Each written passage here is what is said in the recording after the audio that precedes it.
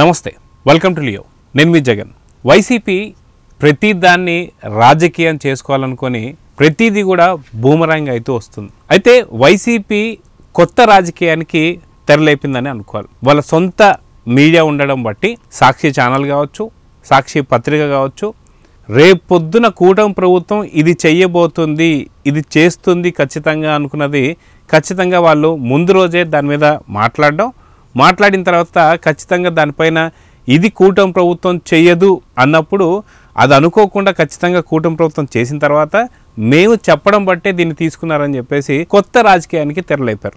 కానీ ఇది కూడా సక్సెస్ అవుతుంది అనుకుంటే అనుకోకుండా ఇది కూడా బూమరాంగ్ అయిందని చెప్పుకోవాలి. అయితే గతంలో ఎన్నోసార్లు ఈ మధ్యకాలంలో జరిగినటువంటి చాలా సిచ్యువేషన్స్ కూడా ఇదే మనకి తలపిస్తుంది. అయితే ఇప్పుడు శ్రీచరణ్ ఎవరైతే ఉన్నారో ఉమెన్స్ క్రికెట్కి సంబంధించి ఆవిడ గెలిచిన తర్వాత ఆవిడకి సంబంధించి ఎలాంటి రాజకీయాలు చేస్తున్నారు అనేది మనం చూడొచ్చు. అయితే సతీష్ రెడ్డి ఎవరైతే ఉన్నారో టీడీపీ నుంచి వైసీపీకి వెళ్ళినటువంటి నేత, తను కూడా ఇక్కడ కూడా ఏదైతే సామాజిక వర్గాలు తీసుకొచ్చి రెడ్డి సామాజిక వర్గం కాబట్టే ఆ యొక్క శ్రీచరణ్కి ఎటువంటి బహుమతి కానీ లేదా ఎటువంటి పారితోషికం కానీ ఇవ్వలేదని చెప్పేసి మాట్లాడుతున్నాడు సతీష్ రెడ్డి. అదేవిధంగా చూసుకుంటే ఇక్కడ వెంకటరెడ్డి వైసీపీ నేత వెంకటరెడ్డి కూడా మొత్తం అంతా కూడా లోకేష్ చేసేసాడు అది ఇది అని చెప్పుకున్నాను, ఎలా చెప్పుకుంటారని చెప్పి మాట్లాడతారు. వీళ్ళిద్దరికీ కూడా కరెక్ట్ అయిన సమాధానం మనం చెప్దాం.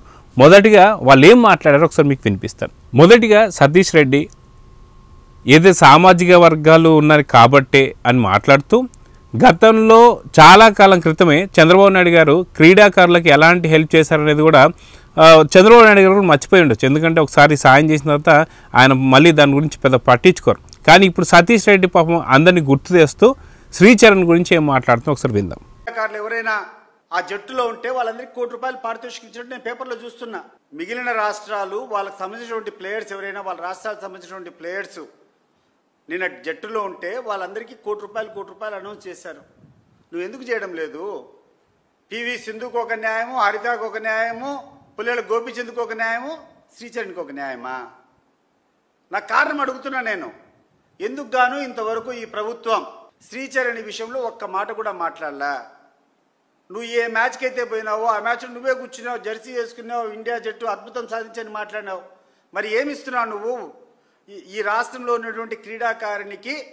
ఎందువల్ల నువ్వు ఇంతవరకు ఆమె పేరు పెట్టి నేను ఫలాన్ని చేస్తున్నామని కూడా చెప్పలేదని చెప్పి నేను అడుగు. మిగిలినటువంటి వాళ్ళకి నువ్వు చేసినప్పుడు ఈమెకు ఎందుకు చేయాలి ఇప్పటి వరకు?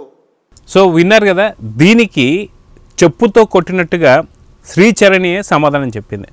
దాదాపు 2.5 కోట్లు, అదిగాక ఇల్లు కట్టుకోవడానికి స్థలము, అదేవిధంగా గవర్నమెంట్ ఉద్యోగం కూడా ఇచ్చారని చెప్పి చెప్పుకున్నారు. సో ఇప్పుడు మీరు అన్న మాటలకి చెప్పుతో కొట్టినట్టుగా శ్రీచరణి సమాధానం చెప్పిందిగా, దీన్ని ఎలా చూడాలి? అదేవిధంగా వైసీపీ నేత వెంకటరెడ్డి ఏం మాట్లాడో ఒకసారి విందాం. ఈయనేదో గెలిపించేశాడంట. ఇది భారత మహిళా క్రికెట్ టీం ని ప్రపంచ కప్ గెలవడానికి నారా లోకేష్ గారు కారణం అంట, ఆయన స్ఫూర్తితో. ఇదంటే అసలు ఎలా చెప్పుకోగలుగుతారు? అయితే వెంకటరెడ్డి మాట్లాడడం మనం విన్నాం కదా. వాస్తవానికి వెంకటరెడ్డి మాట్లాడిన తర్వాత చాలా వరకు కొన్ని ట్రోల్స్ అయితే నేను చూసా. ఏంటి అంటే చాలా కృతజ్ఞతలు తెలియజేస్తున్నారు ఆర్కే రోజారెడ్డి గారికి. ఎందుకంటే గతంలో ఆర్కే రోజారెడ్డి గారు ఎవరికైతే విషయం చెప్పారో ఆ విషయం చెప్పిన టీం కావచ్చు, లేదా పార్టీలు కావచ్చు, లేదా వ్యక్తులు కావచ్చు, లేదా ఇంకెవరైనా కావచ్చు, ఖచ్చితంగా దాంట్లో ఓడిపోయారని చెప్పి.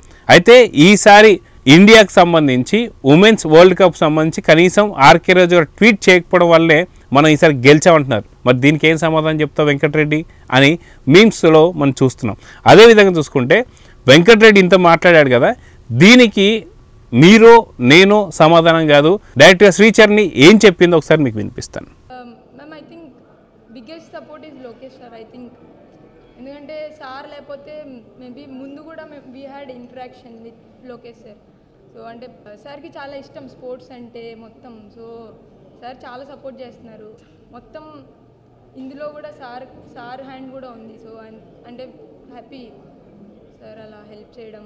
సో వెంకటరెడ్డి చెప్పిన దానికి కూడా శ్రీచరణి ఎలాంటి సమాధానం చెప్పిందో చూశారు. అయితే వైసీపీ నేతలు కొత్త రాజకీయాలకు కావచ్చు, కొత్త రకమైనటువంటి యొక్క దానికి కావచ్చు వాళ్ళు పాల్పడి వాళ్ళు మళ్ళీ బూమరంగ్ అయి మళ్ళీ చెప్పుతో కొట్టించుకున్నట్టుగా చూస్తున్నాం. సో శ్రీచరణి విషయంలోనే మనం చూసాం కదా. సో ఇప్పటికైనా సరే వైసీపీ నేతలు వాళ్ళ కుట్ర బుద్ధిని ఆపుతారని అయితే ఆశిద్దాం. నమస్తే. Please subscribe to Leo news for more videos.